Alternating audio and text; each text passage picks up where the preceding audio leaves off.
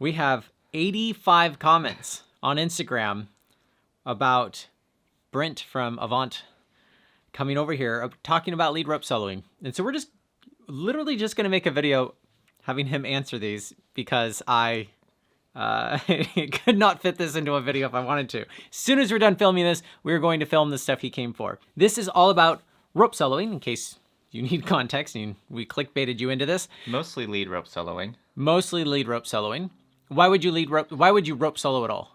Because you don't have friends? Maybe you have a different schedule than your friends. You hang out with them later. Ah. Or you rope solo next to them and you stay closer and you're hanging out on the wall. So you both get to climb. Instead of afar. Okay. And we're going to go into lead rope soloing today. We're going to film top rope soloing tomorrow. And then we're going to hopefully go to some real rock and test it all out. But right now, we're just going to answer questions. All I really want to know is his setup. Been trying to figure it out for a while and haven't figured out every little piece of gear. Every little piece of gear is pretty much on my personal blog. Does that actually go over everything? Or is that just surface level? It goes pretty in detail to my personal system as a rock climber that I use.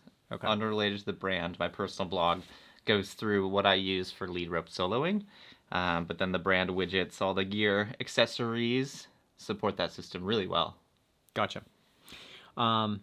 We will link all that in the description of this video. Biggest question as of now is how does the Neox backfeed while lead rope soloing? You could probably stop there. 3, 2, 1. I would say don't use the Neox for lead rope soloing. I could be proven otherwise in the future, but having gone out and taken 20-some whips, the rope zipped through the device and hit the backup knot pretty much every time. And 5 feet, 10 feet really matters when you're out alone. You don't want to be hitting ledges or hitting the ground if cragging. I don't want to do that when I'm with people. Yeah, that was unacceptable to me, and I'll stick to my regular Grigri. So you use a Grigri Plus. That's true, not regular. Which is very catchy, and so the Neox makes sense that it's not catchy enough. Not catchy. Okay, which I think today we're going to be drop testing the Neox. We'll go into... Mostly to show if the Clove Hitch backups work if the device fails, because we think it'll fail so reliably. So I'll never sell another Neox to a soloist again, but that's okay. I'd like to know how Brent deals with the possibility of a fall factor 2 moving directly off the belay. That's a legitimate one. I'd say on most pitches, I just try not to fall. Oh, but great advice. I'll take that to heart. Off the anchor. I might fall later on. If I'm at least one piece off the anchor, I'll fall all day long. Okay. Right off the anchor, I try not to fall. And what that can look like to mitigate, for example, like free climbed Father Time lead rope soloing, and one of the pitches is a hard boulder right off the belay, traversing. And I used an anchor 30 feet below as my fixed point for the rope. So the anchor I was leaving was a virtual belay, a free climbing stance, but my rope was fixed elsewhere, so I had more rope in the system for stretch. If your anchor is here and you fall here, you're falling twice as far as much rope as you have in the system, and it's not going to be as soft. So you just lower your anchor. The extreme case, you could literally use the anchor from the pitch before, just have to jug a little bit more. But if you were projecting, if you are multi-pitch rope solo projecting, then there's lots of shenanigans at play. You can leave your rope way below you, leave your anchor point, I should say, and have plenty of free rope where you're at. What if you can't link both pitches? Would you just fix to a bolt halfway up? I would use wrap and bolts. Move your... Exact. You move your anchor up, but not all the way to your highest point. Exactly. Or you could do some extreme measures where you have one bolt, say it's a gear pitch, exciting gear pitch, nothing to count on upward direction pull, or like maybe one bolt. Yeah. If you don't have anchor-worthy protection mid-pitch, you can make a reasonable anchor, but then still back it up at that top anchor if you have a quick link draw, because you can have an inline knot 6 feet below the quick link draw at... I need my machete for the weeds right now. Okay. I think it sounds like we need an hour-long how-to video. We'll go. This is just answering questions. Would you ever consider manufacturing a silent partner type device under the How Not To brand? No, ironically, I don't want to brand any life-supporting gear. I do have chalk bags now. Thank you for asking. But no, not a silent partner. Would you under the Not- Avant brand? Not an Avant brand either. And we have friends who might be working on that, but that's not my project. Are single bolt anchors good enough if you're sport lead soloing? So you can use 2 bolts in line to create a redundant anchor that doesn't increase or doesn't raise your fixed point. Only the bottom one is fixed. The second bolt is slidey, but can back up. So there's a way to do it. 2 bolt anchor, but 1 bolt for fixed point. Improvised soloing in rescue situations. I'm assuming you're not the one injured, that you have to solo to get to the leader or something. Yeah, I'll keep this one short. That's a lot. That's a big question. But my general premise for what I'm presenting is red point rope soloing, rope solo cragging, rope solo free climbing. If you're aiding, French freeing, just getting out of there in a rescue situation, you can do almost anything. That could be... Because you have both hands free to manage your leapfrogging knots on lockers on your blade loop. That would probably be the easiest way. I'm looking forward to learning a lot about rope soloing. I think there's a lot of applications to it other than not having somebody to go with. Obvious but best alternative methods for capture on harness. Can someone start making a silent partner? So by capture on harness, he means a belay device. I have a controversial perspective that the silent partner, the belay device, isn't the issue. There's 5 or 6 other dangers in the system that are more important. And that's what all the rubber doodads that I'm creating are fixing, patching the system. But you're more likely to get hurt from those issues than a device engagement or a carabiner failure issue, to me. But we'll go deep on that one. As soon as we turn the camera off and turn it back on. Lead rope solo for multi-pitch. Does he recommend a backpack for the rope? Still have cash loops for safety backup? Why does Gregory still want to lock up when you have maybe 20 meters of rope under you while Sounds like the video we're about to make. Yep. About the whole premise of what a cash loop does and how it allows auto feeding and how you can use those cash loop hold points for backups. I've done a backpack in the past, but I've only rope soloed twice, and I didn't ever do it again because it was not good. I'm an anti-backpack rock climber. I haven't climbed with a backpack on me in a long time. I wore one, ironically, climbing Freerider in a day with Amity. Okay. But we purposely chose poor tactics. I should say we chose the best tactics possible for a really hard style as a fun challenge. Okay. But that's the only time I've worn a backpack rock climbing. To make it harder. 6 years. Okay. Just to make it harder. Yeah. For fun. Kind of, in a way. What are some mistakes you've made while en route, and what did you do? I would change the category of mistakes to snafus, issues, and I would say the biggest one is getting your getting your backup knot stuck mid-pitch and having to make an anchor improvised in random places. Or I would say when I lead rope solo the nose in a day, I thought I could do the whole great roof, which ends with the traverse. Yeah. And if you rappel, you're stuck in space. Yeah. So I left the tail of my free strand rope tied to the anchor Yeah. so that I could get back to it. But it's not long enough for that. And it wasn't long enough for that. So I built an okay anchor at the end of the Great Roof on like a 7.5 and At the end of the Great Roof. Because you couldn't make it to the bolts? yeah, so like a C2. Because you got hosed. Yeah, exactly. So that's probably the biggest one is guessing. I've done it a few times, I suppose, is guessing how much rope you need for a pitch because it's on you. And being wrong. Yeah, and being wrong. I'm extremely excited to watch this. Thank you. Cool. Efficient systems and making them smooth for lead rope solo. That's what we're about to go into. What do you call your system? Red point? Yeah, I've kind of leaned into the red point rope soloing tagline because it emphasizes Your hand is holding you to the wall and you have to have it yeah, smooth. You're trying to send, so that doesn't mean Gotcha. hanging on the gear and using 2 hands to manage. You're trying to do a smooth one-handed system. And I'll change systems to singular. I feel like I distilled down a good option for red point rope soloing. So the video we're going to be shooting is going to cover his system, but then why he came up to those conclusions. So you're not given 500 choices, but like one with reasons. And then we'll maybe shoot other videos with other people and do the same thing. What's some must-have backup gear to have when rope soloing? What's your most recommended minimalistic rig? That is 2 questions. I would say a clove hitch on a carabiner is my preferred backup. One-handed release. Attached to a sling basically on your harness, which is Yeah. a full strength loop, not Exactly. a gear loop. A little bit of a contraption, but quite simple also. Full tutorial on a solo method. So both, when it's mandatory and when we just want laps. When you want laps, you should top rope solo. Yeah. I top rope solo way more than I lead rope solo. Mm. But you don't get the send again, so sometimes I send every time I top rope because it's all the fear is gone. I hope you talk about Jan's course at Bliss Climbing. Bliss Climbing has some amazing content. He has spent years making videos about this topic. I see a lot of people getting into soloing without having necessary background skills and knowledge. True. Please don't watch one video from two guys you don't know and go try soloing on your own. It is kind of hard to go with somebody who knows what they're doing, considering the nature of the sport is by yourself. the presumption here is that you're an advanced multi-pitch climber with self-rescue experience and all these things. Yes. This is definitely a high level.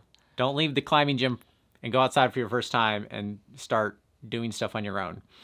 But yeah, Jan's course is great in a broader sense. What we're presenting these next few days is very distilled down.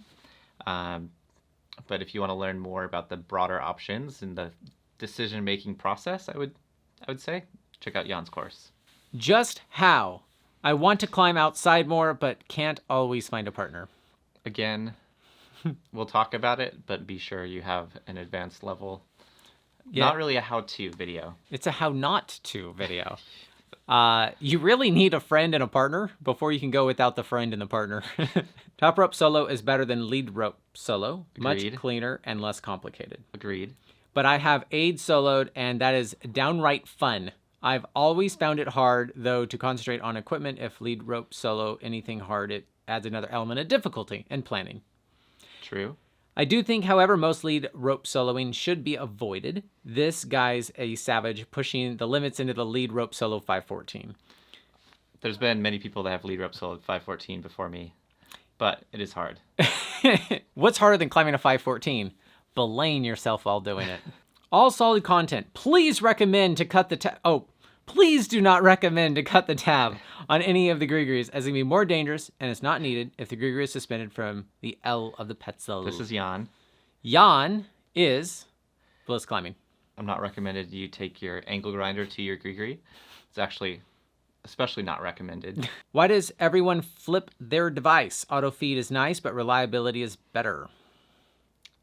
We will talk about that. That's back to the engagement and how holding the device in different ways changes auto feeding versus engagement directions, but does bring in the risk of upside down falls, which we'll go into.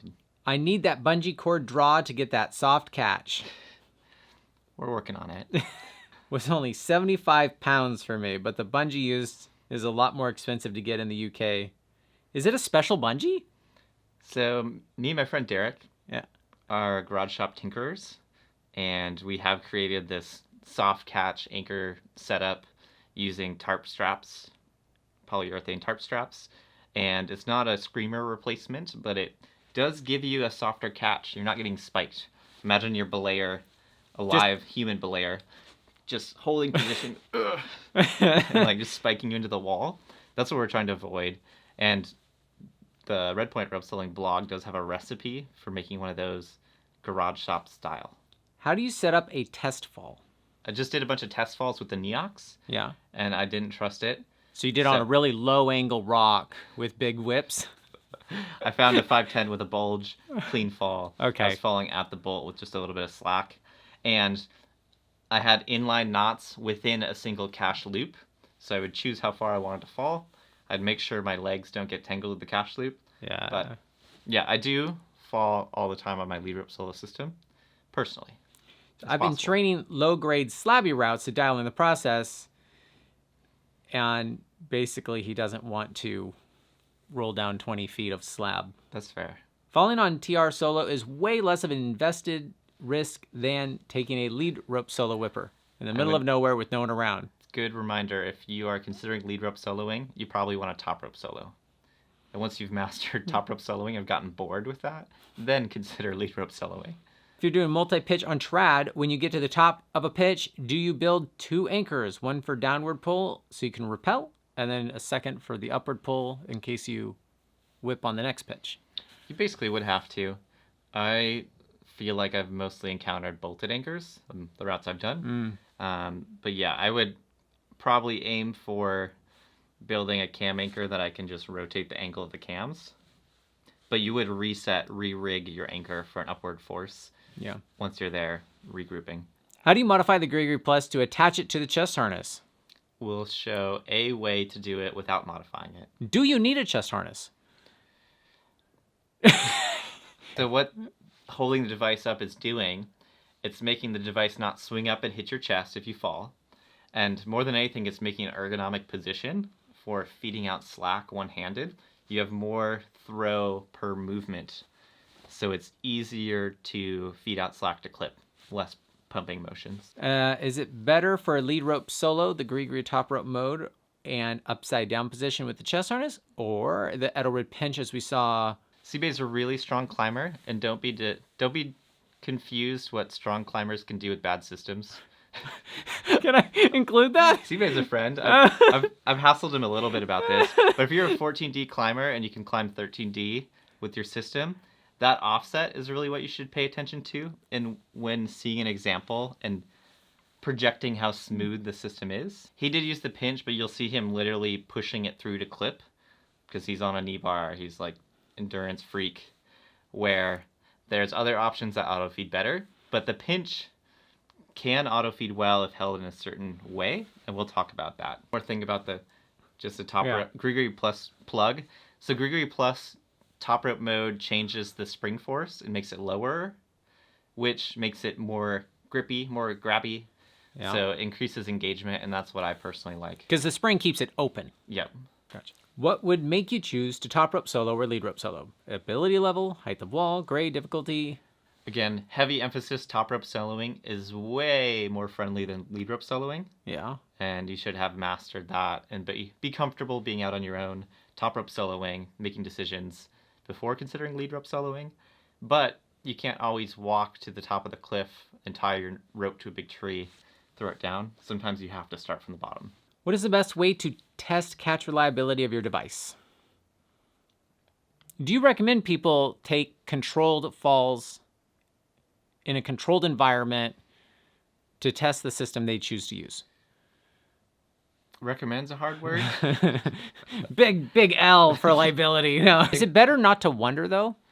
Yeah, so what I'll show in our long form video, I'll show how I think about it and how I gut check on the ground of yank tests, engagement tests, okay, to know what the limitations are in direction of fall. Yeah. And then if you are going to take falls to trust the device, which is a good idea, I do it all the time, you can use backup knots to jam against the device or to literally back up the whole device exploding. If you want to be extra safe, you can top rope. Set up a top rope catch to where it's like a 20-foot belly and a top rope that's going to not catch unless everything else fails, which might be how I test. You could find a friend to learn how to lead rope solo together and back each other up on top rope. Yeah. You could have you could take a friend. There you go, and have them belay you on your lead rope. So, oh God, I'd like to see something about top rope soloing. Come to the right place. Hit the subscribe button. I tried the Grigri and switched to Revo very quickly. Fail safe. No conversion necessary and no annoying neck strap. What he's describing here is a Revo with no backup knots, no blocker knots, no cache loop backups. And again, if that's your thing, that's your thing. Some people have the mindset that the rope solo is the backup to free soloing, and they just don't expect to fall. Pure mindset. I don't know if that's what he means. You have to trust your setup. Okay. I think he's trusting that it'll work, but I think he's trusting that the Revo is going to do its job every time in every situation. And he says fail safe, but then describes no redundancy. So I don't know if that's... Because what you lean into is having a backup. Personally. With either knots of some sort. Which if you're close to the ground, the backup is not going to engage before you hit the ground. So I don't call my system fail safe, but I assess how much rope is in the system and when I'm going to hit the ground or not. Thank you for asking all those questions. Thank you for entertaining them. We are going to now basically get into the weeds about this, and I think an hour and a half long video of top rope soloing and the same for lead rope soloing is appropriate, because if you find it to be helpful, the last thing you want it to be is 20 minutes long. This video was made possible by you guys. Thank you for buying stuff at our store and buying Avant's products.